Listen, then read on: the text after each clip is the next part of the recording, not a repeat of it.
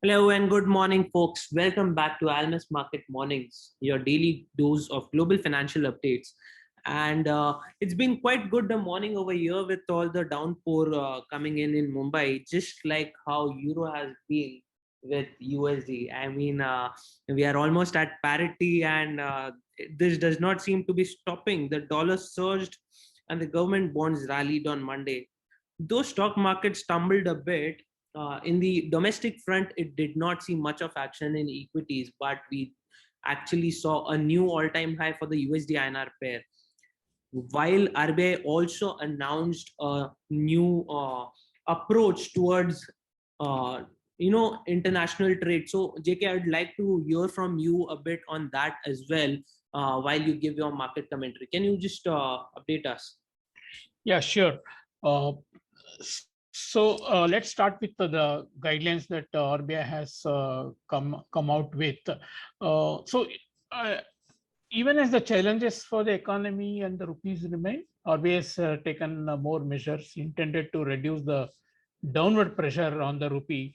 You may recall that we had some relaxations in foreign exchange rules for enhancing the inward flow of foreign exchange a week back.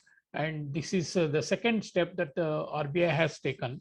As per this regulation, importers and exporters can now use a special Ostro account linked to the correspondent bank of a partner country for receipts and payments denominated in Indian rupees.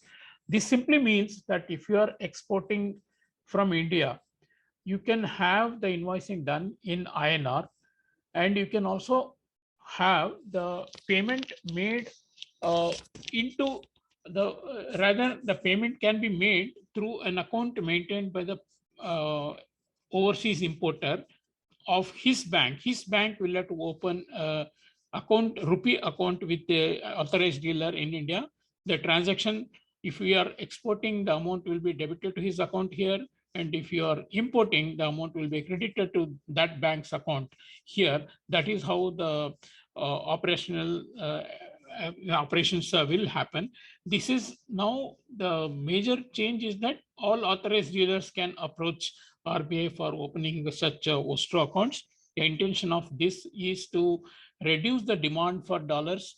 The settlement is made in rupees. The exchange rate will be arrived at between, as per market determined rate between the currencies of the two countries. For example, if it is between Russia and India, the Russian ruble Indian rupee rate will be market determined, and accordingly the rupee equivalent will be arrived at for debiting or crediting to the Ostro account. So Ostro account means their account with us. That is the exact terminology.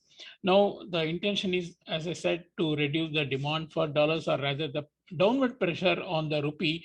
And I doubt if this will have any immediate impact on the market exchange rate of the rupee, but it will enable invoicing in INR going forward. The intention is also to make the rupee more popular among the global trading community.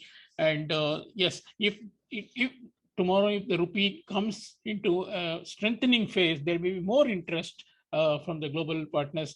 Ultimately, this depends upon the acceptability of INR as a medium of trade settlement. And of course, the as I said, if the rupee is in a strengthening phase, you may see more interest from such overseas overseas importers to have their rupee accounts with us.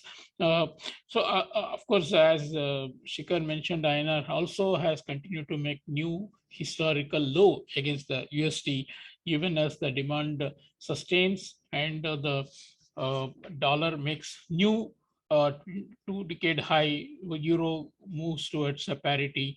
So there is no let-up of pressure on the rupee, despite whatever the measures that the authorities are taking, which in my view is only going to have medium-term impact.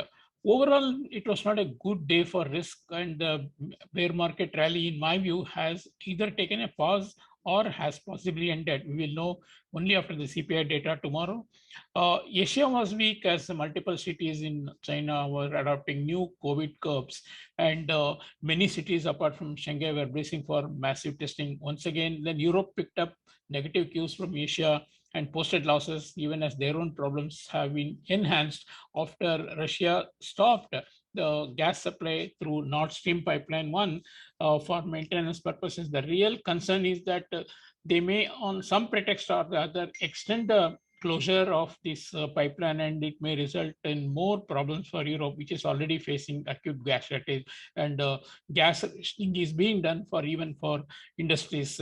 On the US side, again, concerns about a possible new high in CPI tomorrow and jitters ahead of earnings report from major banks, including JP Morgan, Citi, and Wells Fargo this week, reverberated in the US session that saw the Nasdaq lose more than 2% and S&P 500 more than 1.16%, and both continue to be in bear territory.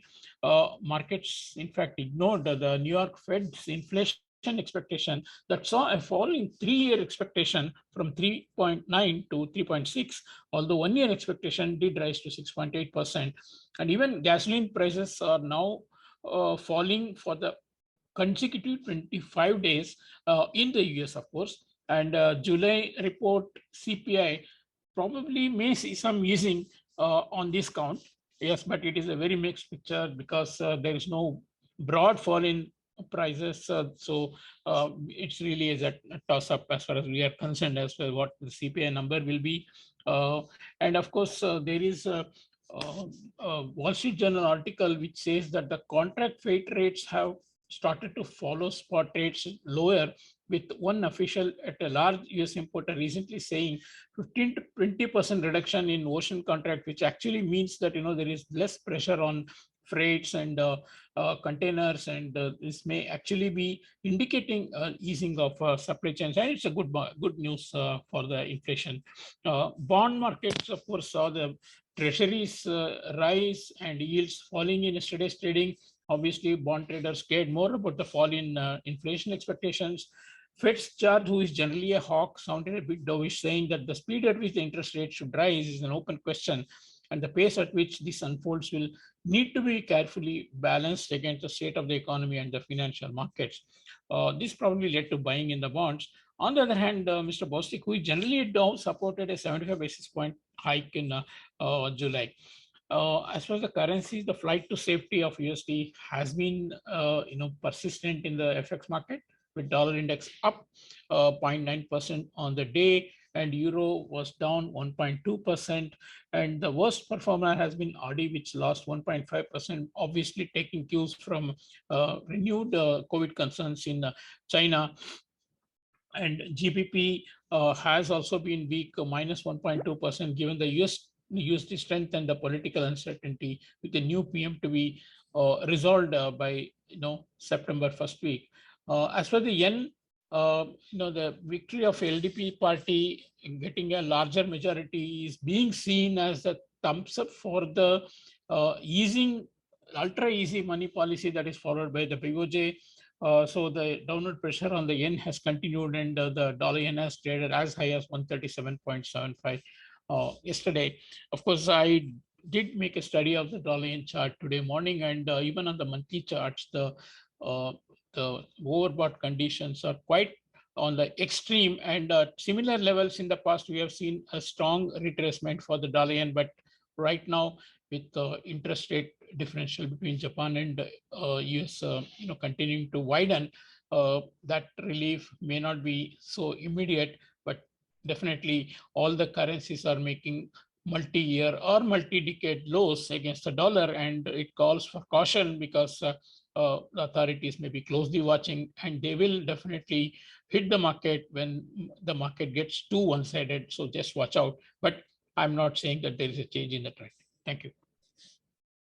Okay, JK, that was quite wonderful. And yes, folks, we are seeing a lot of changes in the financial markets. Currency, for that matter, have been posting multi-decade lows and highs, as we've been hearing from JK. So it needs to be a time with more caution on the currency front. But I do like the interesting update from the RBI, wherein the invoicing can be done in INR.